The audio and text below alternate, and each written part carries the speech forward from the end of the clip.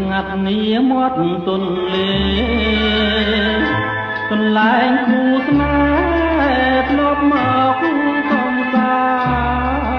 ន្តអរិយត្រីស្ងាត់នីមាត់ទន្លេកន្លែងគូស្នេហ៍ធ្លាប់មកកំសាន្តអង្គុយរៀបរាប់រឿងស្នេហ៍ពីប្រាណក្រោមដួងព្រះច័ន្ទដែលរាំងពេញ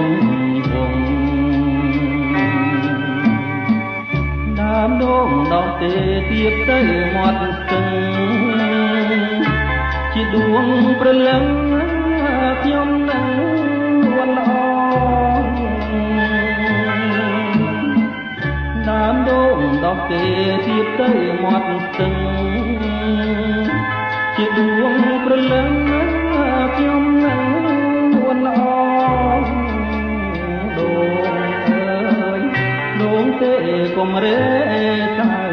មកជួយចាំខ្ញុំផងចាំរឿងស្នេហាយុគយន្តត្រជាយកធ្លាក់រំភើយក្របងកាយឆ្លើយផ្លឹកក៏មិនថា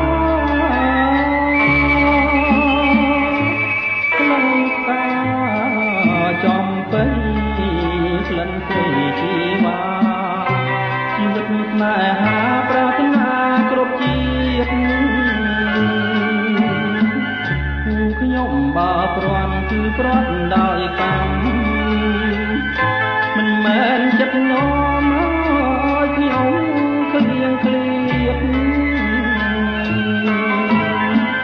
គូខ្ញុំបើព្រាន់គឺព្រាត់ដោយកម្មមិនមែនចិត្តនាំឲ្យខ្ញុំឃ្លៀងឃ្លាតជាតិនេះជួបហើយជាតិក្រោយជួបទៀតសូមជួបគ្រប់ជាតិគុំឃ្លាតផងឡើយ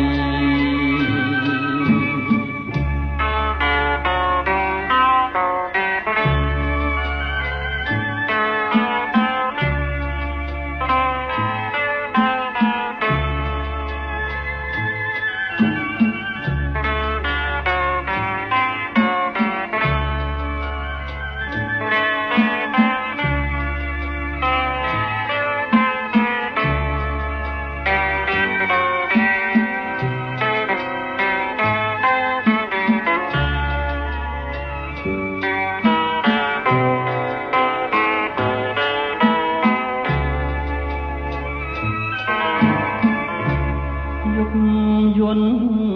ត្រជាចូលភ្លៀងរំភើយក្របងកាយឆ្លែផ្លឹងของនិថាក្លិនតាចំពេញក្លិនត្រីជីវ៉ាជីវិតស្នេហាប្រាថ្នាគ្រប់ជាតិខ្ញុំបើព្រាន់គឺព្រាត់ដោយកម្មមិនមែនចិត្តនាំឲ្យខ្ញុំឃ្លៀងឃ្លាតខ្ញុំបើព្រាន់គឺព្រាត់ដោយកម្មមិនមែនចិត្តនាំឲ្យខ្ញុំឃ្លៀងឃ្លាតជាតិនេះជួបហើយជាតិក្រោយជួបសូមជួងក្រុមជាតិកុំឃ្លាតសោះឡើយ